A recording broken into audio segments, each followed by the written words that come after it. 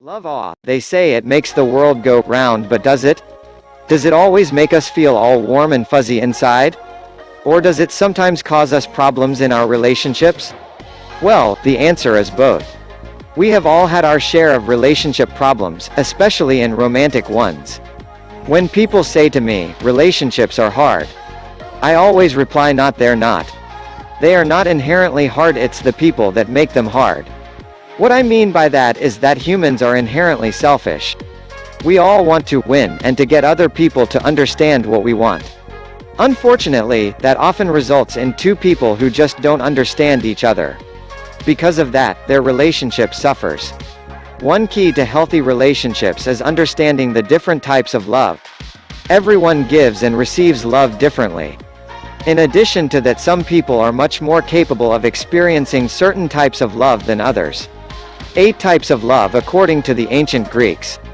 The ancient Greeks studied love and classified them into 8 different types. They studied everything from public speaking to the stars in the universe. Love is something they were also fascinated with. So, let's take a look at the different types of love so you can better understand your own relationships. 1. Agape, unconditional love. First, we have agape love. This is an altruistic, selfless, unconditional love. The Greeks thought it was quite radical, perhaps, because so few people seem capable of feeling it long-term. Some people would describe agape as a type of spiritual love.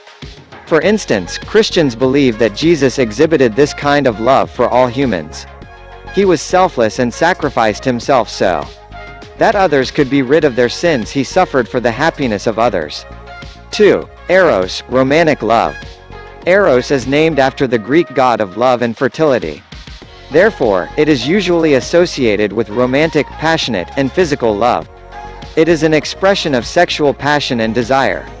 The Greeks were actually quite fearful of this love, strangely enough. They thought that because human beings have an instinctual impulse to procreate, that this love was so powerful and it would result in a loss of control. Although the Greeks thought this kind of love was dangerous, it is still the kind of love that is associated with passionate, sexual love. Even in modern days, some people believe that this kind of love burns hot and bright, but it burns out fast. 3. Philia, affectionate love. The Greeks defined this kind of love as affectionate love. In other words, it is the kind of love that you feel for your friends.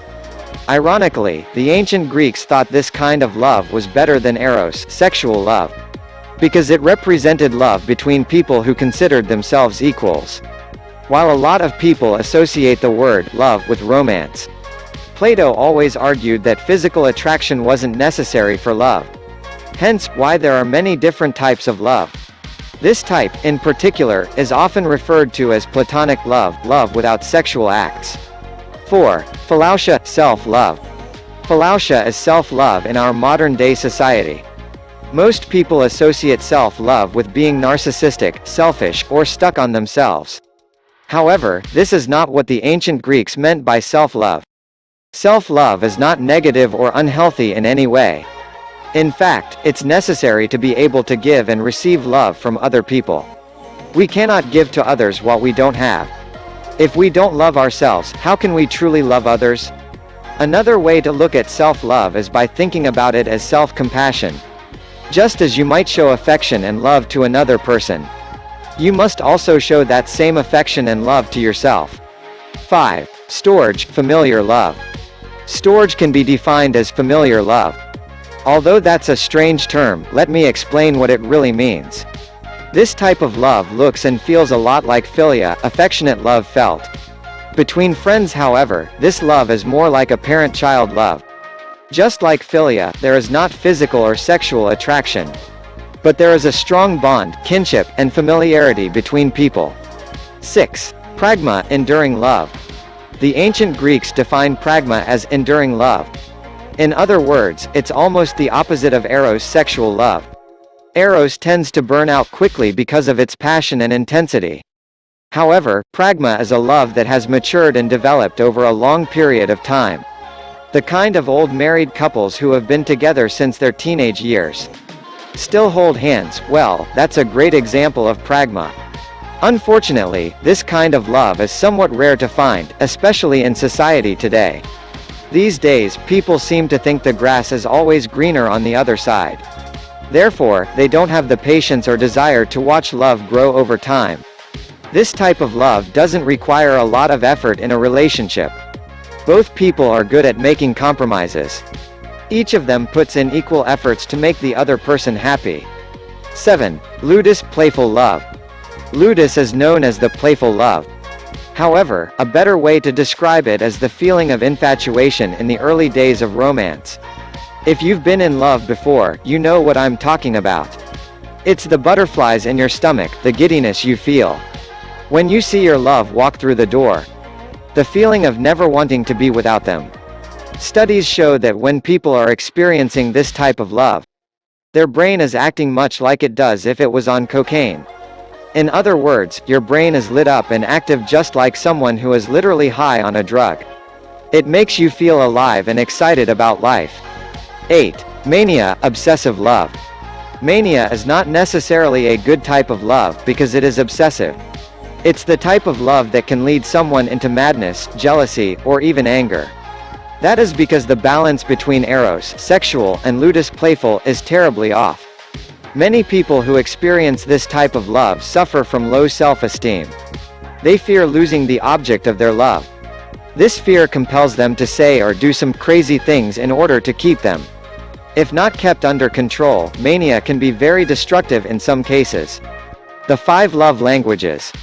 The ancient Greeks weren't the only ones to study love. A modern relationship therapist, Dr. Gary Chapman, identified 5 languages of love through his work with couples over a long period of time. His book, The 5 Love Languages, provides a lot more detail. In a nutshell, Chapman argues that each of us give and receive love differently.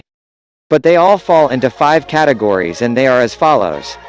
1. Words of affirmation. Some people want to hear "I love you" or other positive compliments from their partner. And if they don't hear it, then they might feel unloved. 2. Acts of service. Doing nice things for other people is called an act of service. Whether it's changing someone's oil, cleaning the house, or giving a back rub. Doing things to help make the other person happy is what this one is about. 3. Receiving gifts. Some people value giving and receiving gifts, and some do not. So, if you measure your partner's love by how many gifts you are given, then your love language is receiving gifts. 4. Quality time. Other people measure the quality of their love by how much time their significant other wants to spend with them. If they don't get enough together time, then they might feel unloved. 5. Physical touch. Finally, some individuals associate love with physical touch. Anything from hand-holding to cuddling, and even sex count as physical touch. Why do love languages matter? The point of learning the love languages is to identify both the way you give and want to receive love from your partner. If you both have very different love languages, it can cause problems in your relationship. For example, let's say that you give love by saying "I love you" all the time. But you want to receive gifts in order to feel loved. But your partner shows her love with acts of service. She wants to feel it with quality time. See the problem? They don't match up. But don't worry. You and your partner don't need to speak the same love language to stay together. All you need to do is discuss it with your partner. Once you understand how you both want to give and receive, then it's not so difficult. The takeaway: we're all different, and that's okay. The problems we have in relationships sometimes simply come from not understanding each other fully, especially in the area of love. Now that you know the ancient Greek types of love and the more modern love languages, hopefully you can take a good, hard, long look at your own relationships and make the necessary improvements.